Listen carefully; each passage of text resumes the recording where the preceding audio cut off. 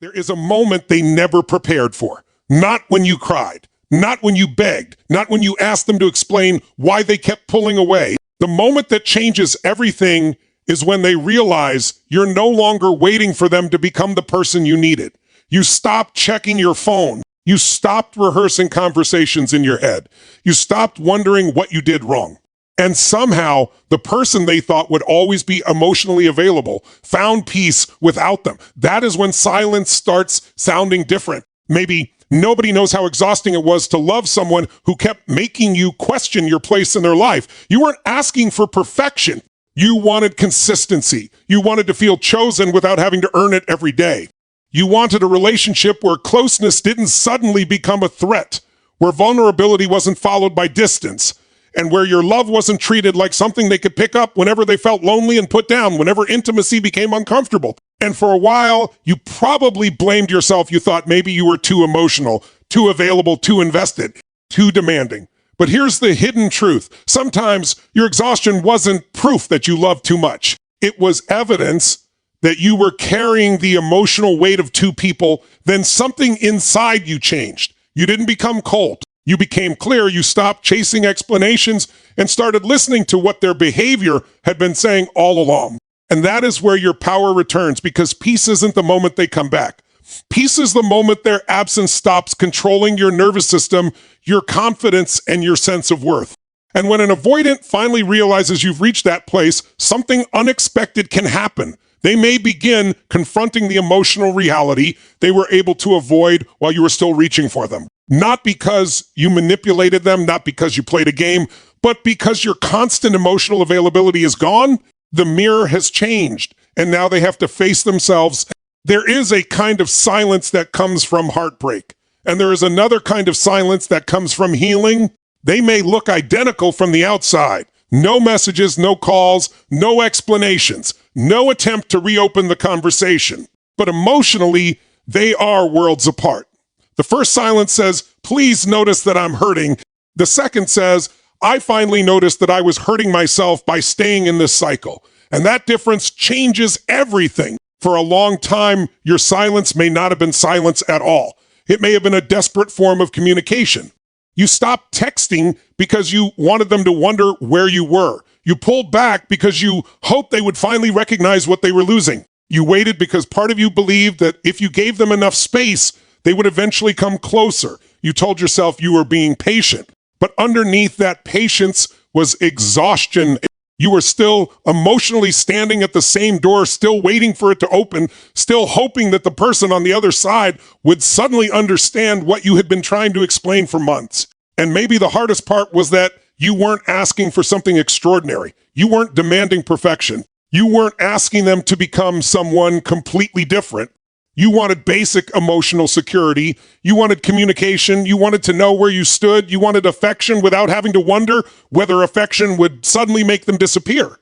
You wanted closeness without punishment.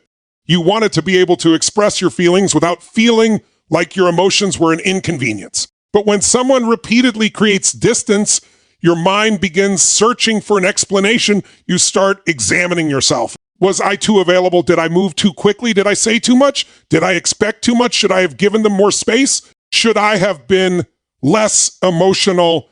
Should I have acted like I didn't care? And slowly, without realizing it, you begin turning the entire relationship into a courtroom where you are both the defendant and the prosecutor. Every memory becomes evidence against yourself. Every disagreement becomes something you analyze. Every withdrawal becomes something you try to prevent next time. You begin studying their behavior like a code. If they reply quickly, you feel relief. If they become distant, you feel panic. If they show affection, you feel chosen. If they disappear, you feel rejected. Your emotional state starts depending on signals coming from someone else. And that is where your peace begins disappearing. Because you are no longer simply loving someone. You are monitoring someone. There is a difference. Love allows you to experience another person. Anxiety makes you constantly measure them. You notice how long they take to respond. You notice changes in their tone. You notice whether they viewed your message. You notice whether they seem warmer today. You notice whether they suddenly become distant after a vulnerable conversation. And eventually, your life begins orbiting around their emotional availability, that is not because you are weak. It is because uncertainty can make the human mind desperate for certainty. When someone gives you closeness and then distance, warmth, and then withdrawal, connection, and then silence, your brain can become obsessed with resolving the contradiction. You keep thinking, if I can just understand what happened, maybe I can fix it. But what if there was nothing left for you to decode? What if the pattern was already the answer? That is the moment healing begins, not when you stop loving them, not when you suddenly forget everything, not when you become cold. Healing begins when you stop using their behavior as a measurement of your worth. You finally say, I don't need another signal. I don't need another explanation. I don't need another temporary moment of affection to convince me that I mattered. Because you already know you mattered, their inability to consistently meet you does not erase the love you gave. Their distance does not make your feelings foolish. Their withdrawal does not prove you were unworthy. And their silence does not require you to chase louder. This is why genuine silence can become so powerful. Not because silence is a manipulation tactic, not because you are trying to make someone panic, but because you're no longer using your voice to negotiate against your own boundaries. You stop explaining the same pain to someone who has already seen it. You stop writing paragraphs to prove that your feelings deserve consideration. You stop trying to persuade someone into emotional responsibility. You stop performing your pain in the hope that eventually they will understand its seriousness. And something inside you becomes still. At first, that stillness may feel uncomfortable. You may reach for your phone and then put it down. You may want to send the message you have rewritten 20 times. You may remember something they said and feel the old urge to explain yourself. You may wonder whether your silence means you're giving up too soon. But healing often feels strange before it feels peaceful. You're learning to tolerate the space where you once demanded an answer. You're learning to sit with uncertainty without immediately trying to eliminate it. You're learning that you can miss someone without contacting them. You can love someone without chasing them. You can care about what happens to them without making their emotional state your responsibility. And that is a level of strength most people never see. Because from the outside, it looks like you're doing nothing, but internally, you're doing something enormous. You're interrupting a pattern. You're teaching yourself that discomfort does not require action. You don't have to react to every emotion. You don't have to turn every feeling into a message. You don't have to seek reassurance every time doubt appears. You can feel the urge and let it pass. You can miss them and still choose yourself. You can remember the beautiful moments without using them to excuse the painful ones. You can acknowledge that someone meant something to you without allowing that meaning to control your future. And eventually, your silence stops being about whether they notice. That is the turning point. You realize that if they notice, that's their experience. If they don't notice, that's also their experience. Either way, your healing cannot depend on their reaction, because the moment your peace requires someone else to miss you, you're still giving them control. The moment your confidence requires someone to regret losing you, you're still waiting for validation. The moment your healing depends on their return, you haven't completely returned to yourself, so you stop waiting. You start waking up and thinking about your own day. You start making plans without wondering whether they might call. You start enjoying moments without imagining how you would tell them about them. You begin laughing without immediately feeling guilty that you're moving forward. You realize that happiness does not mean the relationship meant nothing. It means the pain no longer owns the entire story. And perhaps one day they notice, maybe they realize your name isn't appearing on their phone anymore. Maybe they recognize that the person who used to reach out has become quiet. Maybe they wonder whether you moved on. But something has changed. You aren't sitting somewhere hoping they notice. You're living. That is the difference. And if they ever look back, what they see is not someone who finally learned how to manipulate distance. They see someone who stopped participating in a relationship that required self-abandonment. You didn't disappear to punish them. You stepped away because you finally understood what staying was costing you. Your silence became a boundary instead of a message. Your distance became recovery instead of revenge. Your absence became evidence that you were capable of choosing yourself. And maybe that is why this kind of peace feels so unfamiliar, Because for the first time, you are not asking, how do I get them to come closer? You're asking something far more important. Why did I have to abandon myself just to keep someone close? That question changes your entire life. Because once you answer it honestly, you stop begging people to give you what you should never have had to beg for in the first place. You stop confusing emotional uncertainty with chemistry. You stop calling inconsistency mysterious. You stop treating distance as a challenge you must conquer.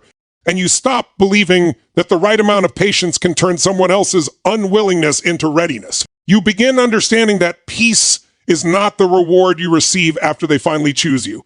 Peace is what becomes possible when you finally choose yourself. And when that happens, your silence no longer says, please come back. It says something much stronger without saying anything at all. I am no longer available for a relationship that costs me my identity. Sometimes people don't understand the value of your presence while you're constantly giving it to them. Not because they are necessarily cruel. Not because every distant person is secretly calculating your emotions, but because human beings can become accustomed to what is consistently available. Your patience becomes normal, your understanding becomes expected, your forgiveness becomes assumed, your emotional support becomes part of the environment. You become the person they know they can return to after creating distance. And because you kept showing up, they never had to fully experience what your absence meant. Think about how much energy you may have been giving without even calling it energy. You weren't simply sending messages. You were thinking about them. You were making emotional room for them. You were interpreting their moods. You were giving explanations they didn't ask for because you wanted them to understand you. You were forgiving inconsistencies because you remembered the good moments. You were making excuses for distance because you believed there was something underneath it. You were trying to create safety. You were trying to make communication easier. You were trying to avoid triggering another withdrawal. And somewhere along the way, you may have become the emotional manager of the entire relationship. You were monitoring the temperature. If they became distant, you softened your approach. If they became cold, you became more patient. If they needed space, you gave it. If they came back, you welcomed them. If they pulled away again, you tried to understand. Notice what happens when one person continuously adapts while the other person continuously retreats. The relationship begins revolving around the retreating person's comfort. And the person doing all the adapting slowly disappears. You may have called it compromise. But compromise requires movement from both sides. If one person keeps moving backward and the other keeps chasing forward, eventually the person chasing becomes exhausted. That exhaustion is what people often misunderstand. They think you suddenly stopped caring. No, you simply reached the point where caring for someone else became impossible without neglecting yourself. And when you finally withdraw that energy, the entire emotional landscape changes. There is no longer someone absorbing every uncomfortable silence. There is no longer someone immediately repairing every rupture. There is no longer someone turning distance into a conversation. There is no longer someone constantly reminding the other person that the relationship still exists. That absence can be noticeable, not always immediately, not always dramatically, and not necessarily in the way social media teaches people to imagine. Real emotional realization is often quieter. It can happen during an ordinary moment. They reach for their phone. They remember something they would normally tell you. They experience a difficult day and realize the person who used to listen isn't there. They meet someone new and discover that emotional familiarity cannot be replaced simply by finding another person. They look back at an old conversation. They remember how much patience you had. They remember how many times you tried to understand. And suddenly, the things they once considered ordinary become visible. Your consistency becomes memorable because it is no longer present. Your patience becomes obvious because they no longer have access to it. Your emotional availability becomes meaningful because silence has replaced it. But there is an important distinction you need to protect yourself from. Someone noticing your absence does not automatically mean they have developed the emotional capacity to sustain your presence. This matters because when you have been hurt, the idea of them finally realizing your value can feel intoxicating. You imagine the message, the apology, the confession, the moment they finally say everything you waited months to hear. And perhaps they do. But even then, you have to look beyond the emotion of the moment because words can open a door. Only consistent behavior can prove someone is capable of walking through it. Someone can miss you and still be unable to build a healthy relationship. Someone can regret hurting you and still repeat the same pattern. Someone can feel lonely without you and still avoid intimacy when you return. Someone can realize they made a mistake without understanding how to stop making the same mistake. That is why your healing cannot become dependent on the realization. If they notice your absence, let that be their experience. You don't need to engineer it. You don't need to post things designed to make them jealous. You don't need to manufacture a mysterious new life. You don't need to disappear strategically so they will chase you. That keeps you emotionally connected to the same cycle. True power looks different. You stop performing. You stop trying to create an emotional reaction. You stop asking yourself, what can I do to make them feel what I felt? Instead, you ask, what kind of life do I want regardless of what they feel? That question moves the center of gravity back to you because maybe they do miss your energy. Maybe they realize that your presence was more significant than they understood. Maybe they begin questioning their own behavior. But none of that changes the most important fact. You cannot build your future around someone else's awakening. You have to build it around your own. And this is where something remarkable happens. When you stop pouring your energy into trying to influence another person's emotions, you suddenly have energy available for your own life. You start sleeping better. You become more present. You reconnect with people you neglected while emotionally consumed. You begin working toward goals that had nothing to do with the relationship. You discover interests you forgot. You laugh more naturally. You stop checking whether they have checked. You stop measuring your progress by their reaction, and slowly your emotional world expands beyond them. That is when the absence becomes complete. Not because they are physically gone, but because they are no longer occupying every available space inside your mind. There is a difference between missing someone and mentally living inside their absence. You can miss them and still be free. You can remember them without rebuilding your life around them. You can appreciate what was beautiful without reopening what destroyed your peace. And if they eventually notice that your energy is gone, perhaps they will finally understand something they couldn't see while you were constantly present. You weren't demanding too much. You were giving too much to a dynamic that wasn't giving enough back. You weren't impossible to love. You were exhausted from trying to create mutuality by yourself. You weren't asking them to be perfect. You were asking for a relationship where both people participated. That realization can be uncomfortable for them because as long as you were chasing, they could interpret the relationship through your pursuit. They could think the problem was your intensity, your messages, your questions, your need for reassurance. But when all of that disappears and you simply become unavailable to the cycle, the situation looks different. There is nothing left to blame on your persistence. There is no one asking for answers, no one demanding immediate closeness, no one forcing them to confront the relationship, just silence. And silence can reveal what noise was hiding. It can reveal how much of the connection was sustained by one person's effort. It can reveal how much emotional labor was being performed behind the scenes. It can reveal that the person they thought was always there was never infinite. You had limits. You simply discovered them later than you should have. And perhaps this is the most important thing for you to remember. Do not confuse their discomfort with your responsibility. If your absence makes them uncomfortable, that is information they can process. If they suddenly feel lonely, they can face that feeling. If they regret their choices, they can learn from them. If they want another opportunity, they can demonstrate why another opportunity would be different. You do not have to rescue them from the consequences of losing access to you. That isn't cruelty. That is adulthood. Every relationship teaches us something about what we tolerate, what we value, and where our boundaries live.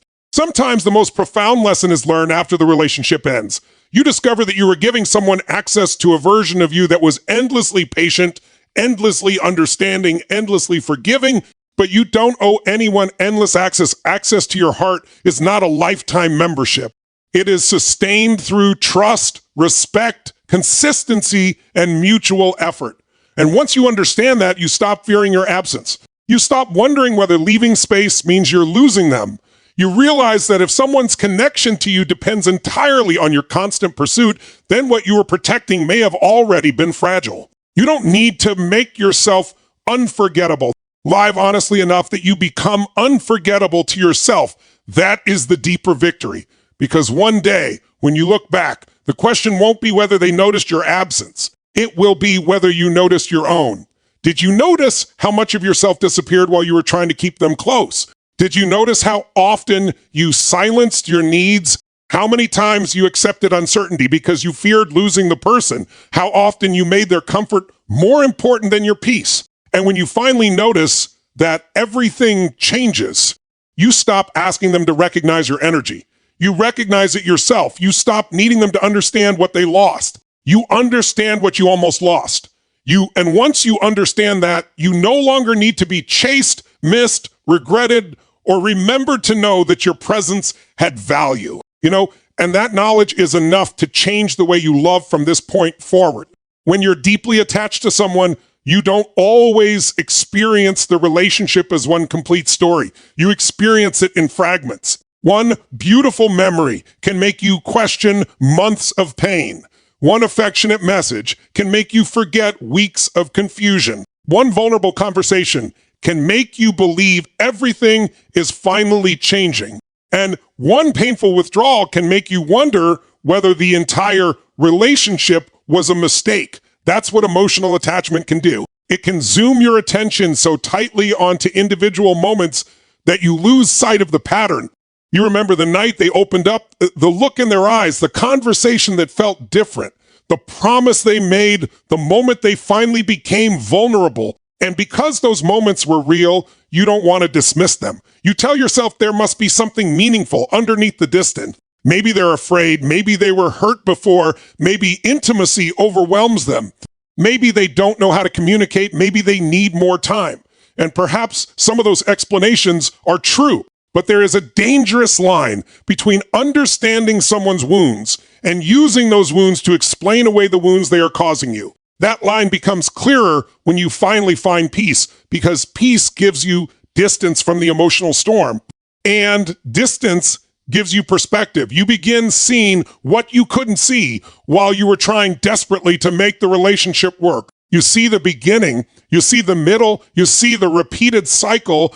You see the moments where you were hopeful. You see the moments where you were confused. You see how often you were left wondering where you stood. And suddenly, isolated incidents become a pattern. You realize it wasn't just one unanswered message. It was a pattern of emotional uncertainty. It wasn't just one argument. It was the way conflict repeatedly turned into distance. It wasn't just one period of withdrawal. It was the repeated experience of getting close and then feeling pushed away. And that realization can hurt, because sometimes the hardest thing to accept isn't that someone didn't love you. It's that whatever they felt was not enough to create the relationship you needed. Those are different truths. Someone can have genuine feelings and still be emotionally unavailable. Someone can care about you and still behave in ways that damage you. Someone can have fear around intimacy and still be responsible for how they treat another person.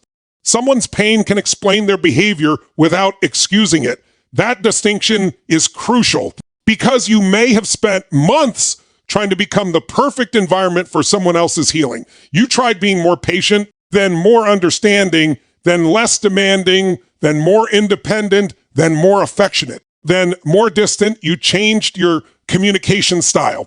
You studied relationship psychology. You analyzed attachment styles. You tried to anticipate what would make them feel safe. And somewhere inside all of that effort was an assumption, if I become the right person, maybe they will finally be able to love me correctly. But love is not a laboratory experiment where you keep changing variables until another human being becomes emotionally available. You are not responsible for discovering the secret combination that makes someone ready. You cannot communicate someone into emotional maturity. You cannot love someone into accountability. You cannot sacrifice enough to make another person confront themselves, and the moment you stop trying to solve them, you can finally hear yourself. What do I actually need? What does consistency mean to me? What behavior can I no longer accept? What happens to me when I repeatedly ignore my own discomfort? What kind of relationship allows me to remain myself? Those questions are more important than how do I make them stay? Because staying is not the highest goal healthy connection is. You don't want someone who remains because they are afraid of losing you. You want someone who remains because they have the emotional capacity to participate in the relationship. You don't want someone who returns whenever loneliness becomes uncomfortable. You want someone who can communicate before distance becomes damage. You don't want someone who occasionally gives you intense affection. You want someone whose behavior is trustworthy when the excitement fades. That is what peace teaches you. It teaches you to stop confusing intensity with intimacy. Intensity can feel incredible. A sudden rush of affection after a long period of distance can feel like proof that the bond is extraordinary. But sometimes the intensity comes from uncertainty. When connection is unpredictable, every moment of closeness can feel enormous. You don't just receive affection, you experience relief. And relief can be mistaken for love. That's why stepping away can be so revealing. When the emotional highs and lows become quieter, you begin experiencing what ordinary stability feels like. At first, ordinary may feel boring because your nervous system became accustomed to unpredictability. You may have mistaken emotional turbulence for passion. You may have believed that constantly wondering where you stood meant the relationship mattered deeply. But peace teaches you something else. A healthy relationship doesn't require you to constantly investigate whether you're safe inside it. You don't need to decode every sentence. You don't need to predict every withdrawal. You don't need to become an expert in another person's mood just to maintain connection. You can simply exist. You can speak. You can disagree. You can be vulnerable. You can have needs, and none of those things automatically threaten the relationship. That is when you understand how much energy you were spending before. You weren't just loving. You were regulating the entire emotional environment. You were trying to prevent distance. You were trying to prevent conflict. You were trying to make yourself easier to love. And that is a devastating realization. You were not always being yourself. You were becoming strategically acceptable. You were editing your needs, filtering your emotions, choosing your words carefully, waiting for the perfect moment, trying not to appear too needy, trying not to appear too distant, trying to create the exact emotional temperature where they would stay. But a relationship that requires you to constantly calculate how to be loved is already costing you something enormous. It is costing you authenticity. And when you finally find peace, authenticity starts becoming more important than access. You'd rather be alone and honest than partnered and constantly afraid. You'd rather experience temporary loneliness than permanent emotional uncertainty. You'd rather lose someone than lose your ability to trust yourself. That's not bitterness. That's discernment. And discernment is what happens when emotional attachment stops controlling your perception. You begin separating compassion from self-sacrifice. You can say, I understand why they struggle with closeness, and simultaneously say, I cannot keep living inside the consequences of that struggle. Both statements can be true. You can wish them healing without volunteering to be part of every chapter of it. You can hope they become more secure without waiting around for proof. You can forgive without reopening the door. You can remember the good without denying the bad. And perhaps most importantly, you can stop turning their attachment style into your identity. You are not the person who couldn't make the avoidant love. You are not the one who wasn't enough. You are not the person they abandoned because you were too much. You are a human being who entered a relationship with needs, hopes, fears, and genuine feelings. The relationship revealed certain things about both people. It revealed their limits. It revealed your patterns. It revealed where you overextended yourself. It revealed what you now know you need.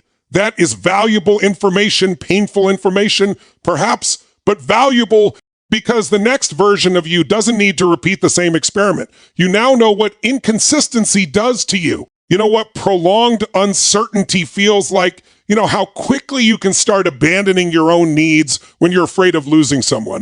And knowing that means you can intervene earlier next time. You can recognize the warning signs before attachment becomes dependency. You can ask for clarity without apologizing for needing it. You can walk away without turning departure into a threat. You can establish boundaries before resentment builds. And you can choose relationships where mutuality isn't something you have to negotiate into existence. That's what your peace really gives you, not just calm perspective. You stop asking whether they were a good person or a bad person. You stop trying to create a villain because villains are easier to leave. You stop needing every detail explained. Instead, you ask a more mature question: was this relationship healthy for me? That question doesn't require hatred. It doesn't require revenge. It doesn't even require them to agree with your conclusion. It only requires honesty. Maybe there were beautiful moments. Maybe there was genuine chemistry. Maybe they cared. Maybe they were wounded. Maybe you both tried. And maybe despite all of that, the relationship still wasn't capable of giving you the emotional safety you needed. That's allowed to be true. Not every meaningful connection is meant to become a lifelong partnership. Some relationships teach you what you value. Some teach you what you will never tolerate again. Some show you how deeply you can love. And some force you to discover how deeply you must love yourself. When you finally see the whole story, you stop romanticizing the fragments. You don't allow one beautiful chapter to erase the chapters that repeatedly broke your heart. You don't allow potential to outrank reality. You don't allow promises to outrank patterns. You don't allow chemistry to outrank consistency. You don't allow someone else's wounds to become the reason you keep ignoring your own. And that's when peace becomes something much deeper than feeling better. It becomes seeing clearly. You no longer need to hate what happened. You simply refuse to repeat it. You no longer need them to admit what they did. You know what you experienced. You no longer need them to validate your decision. You trust yourself enough to make it. And perhaps that is the greatest freedom of all. You can finally hold the entire story in your hands without needing to rewrite it. The love, the confusion, the beautiful moments, the painful moments, the hope, the disappointment, the lessons, all of it. And instead of asking, how could I have made them stay? You begin asking, what kind of life becomes possible now that I no longer have to chase someone who cannot meet me where I stand? That question opens a door, and this time you don't wait for someone else to open it. You walk through it yourself.